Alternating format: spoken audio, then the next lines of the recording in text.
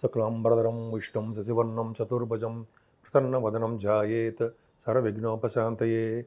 ఓం గం గణపతయే నమః. ఓం శ్రీమాత్రే నమః. ఓం శ్రీ గురుభ్యో నమః. మా ఆది ఆస్ట్రాలజీని చూస్తున్న మీ అందరికీ పేరు పేరున నా హృదయపూర్వక నమస్కారాలు.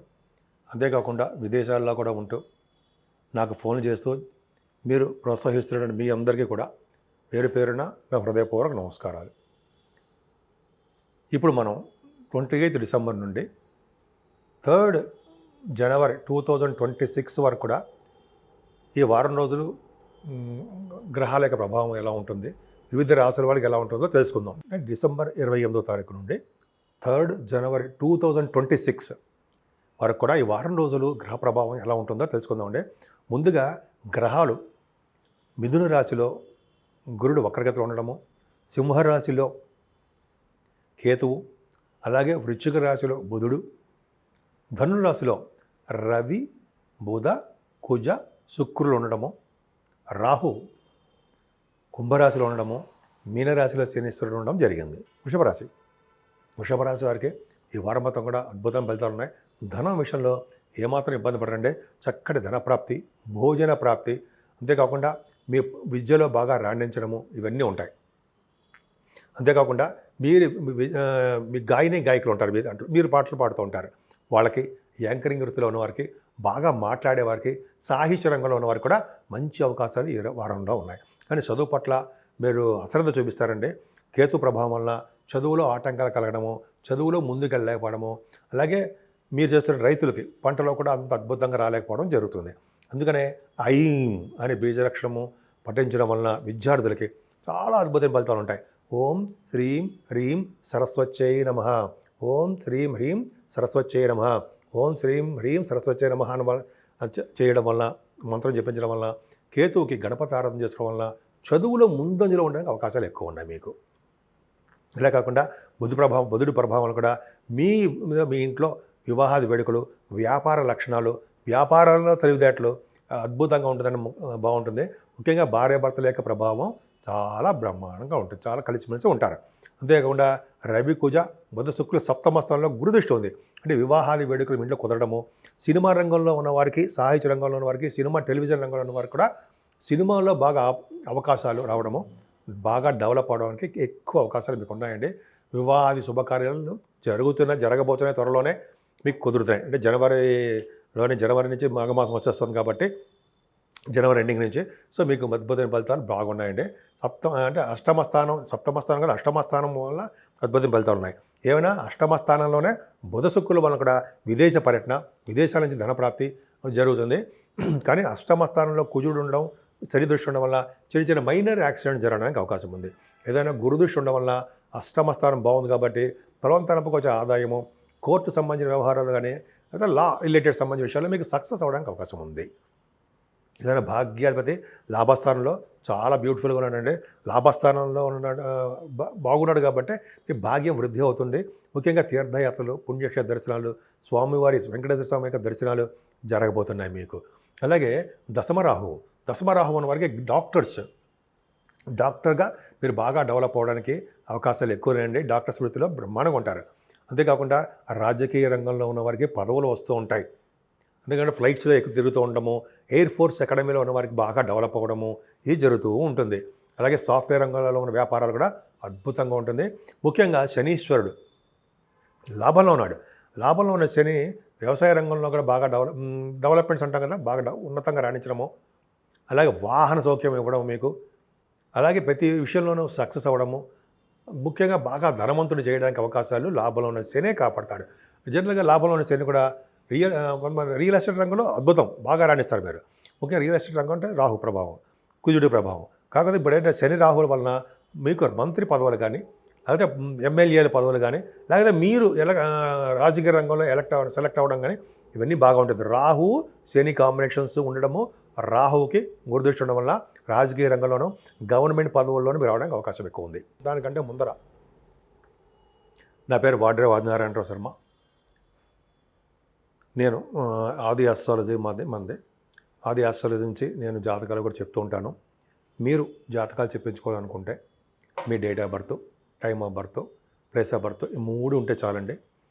తప్పకుండా మన జాతకాలు చెప్పచ్చు. అంటే జాతకాల ప్రాబ్లమ్స్, ఎంబీబీఎస్ సీట్ వస్తుందా, ఇంజనీరింగ్ విభాగాల్లో విదేశాలు వెళ్తారా, లేకపోతే మీరు వివాహాలు కానీ కుదరడము, అలాగే జాబ్స్, గవర్నమెంట్ జాబ్స్లో ఉంటాయా, అలాగే పలు రకాలుగా బిజినెస్ ఎలా డెవలప్ అవుతాము, రాజకీయ రంగంలో కూడా మనం వెళ్ళొచ్చా, ఇవన్నీ కూడా జాతకాల్లో ఉంటాయండి. తప్పకుండా నేనే చూస్తూ ఉంటాను. నేనే మీ పర్సనల్గా మీ ఫోన్ కూడా లిఫ్ట్ చేస్తూ ఉంటాను. ఒకవేళ ఇలా షూటింగ్లో కనుక నేను ఉంటే మీరు వాట్సాప్లో కూడా మీరు మెసేజ్లు పెట్టండి. తప్పకుండా నేను వాట్సాప్లో చూసి మీకు ఫోన్ తప్పకుండా మరీ చేస్తాను. అంతేకాకుండానండి, మనం ఈ గృహప్రవేశ ముహూర్తాలు, పెళ్ళిళ్ళ ముహూర్తాలు, అలాగే మ్యాచ్ మేకింగ్ అంటాం కదా, అంటే వధూవరుల జాతకాల పరిశీలన, అది చాలా ఇంపార్టెంట్ అండి. అది ఒకటి చేస్తాను నేను. అలాగే మీరు ఒకవేళ ఏదైనా అవకాశం చెప్పించుకోవాలనుకుంటే మాకు కింద నెంబర్ కనిపిస్తుంటే ఆ నెంబర్కి ఫోన్ చేయండి. 7075389589, 7075389589. నేను తప్పకుండా మీ ఫోన్ లిఫ్ట్ చేస్తాను. అంతేకాదండి, వాస్తు సంబంధించినటువంటి మీకు ఏమైనా ప్రాబ్లమ్స్ ఉన్నా, డౌట్స్ ఉన్నా, ఏదైనా ఉన్నా సరే నాకు ఫోన్ చేస్తే నేను తప్పకుండా ఫోన్లోనే కూడా నేను ఈ పరిష్కార మార్గాలు చెప్పగలను. ఈ వారం మొత్తం కూడా అంటే డిసెంబర్ 28 నుంచి 3 జనవరి వరకు కూడా మనం ముఖ్యంగా పూజించవలసిన దేవుడు, ఈ మార్గశిర మాసం అయిపోయింది కాబట్టి పూజించవలసిన దేవుడు విష్ణుమూర్తి, అలాగే అయ్యప్ప స్వామి.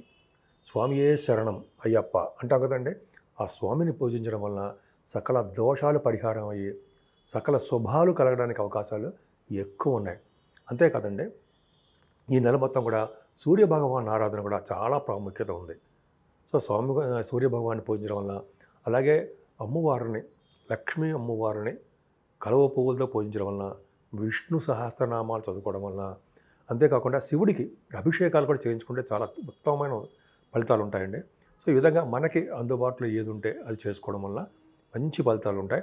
ముఖ్యంగా ఈ నెల మొత్తం కూడా అంటే డిసెంబరు, జనవరి నెల మొత్తం కూడా మనం స్వామియే శరణమయ్యప్ప అయ్యప్ప స్వామిని పూజించడం వలన సకల శుభాలు కలిగి ఎటువంటి దృష్టి దోషాలు కానీ, ఎటువంటి దోషాలు కానీ, కళ్యాణాలు అవ్వకపోతే కళ్యాణాలు అవ్వడం కానీ, అలాగే మీకు తెలియదే ఉంది. అయ్యప్ప స్వామిని పూజించడం వల్ల నేను కూడా వెళ్ళానండి, ఎరిమేలు వెళ్ళాను, 5 times వెళ్ళాను.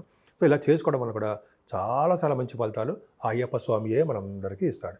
డిసెంబర్ 30వ తారీఖుని వైకుంఠ ఏకాదశి. వైకుంఠ ఏకాదశి వస్తుందండి. వైకుంఠ ఏకాదశి నాడు శ్రీమన్నారాయణుడు విష్ణుమూర్తి పాలసముద్రమే ఉండి మనందరి దేవతలందరికీ, ముక్కోటి దేవతలందరికీ కూడా ఆయన దర్శనం ఇస్తారు. మనకందరికీ తెలిసిందే. సో మనం ఆ రోజుని కనుక తెల్లవారుజామున లేచి తలారా స్నానం చేసి, తలంట పోసుకోకూడదు, తల మీద స్నానం చేసి మంచి బట్టలతోటి స్వామివారిని ఉత్తర ద్వారం గుండా వెళ్ళి దర్శనం చేసుకోవడం వలన సకల శుభాలు కలుగుతాయని, మళ్ళీ జన్మంటూ ఉండకుండా ఉండాలని, స్వామి యొక్క మనం ఆశీస్సులు పొందాలని తప్పకుండా చెప్తాం. అంతేకాకుండానండి, ఈ రోజు కూడా ఉత్తర ద్వార దర్శనం చేసుకున్న తర్వాత ఉపవాసం ఉంటే చాలా మంచిది, చాలా చాలా మంచిది. ఎందుకంటే ఏకాదశి పూట ఎవరైతే ఉపవాసం ఉంటారో నరక భయం ఉండదని, యమధర్మరాజు బొట్లు కానీ మన దగ్గరికి రారని, ఏకాదశికి అంత పవర్ ఉంది. అందుకని ఏకాదశి ఉపవాసం ఉండడం చాలా గ్రేట్.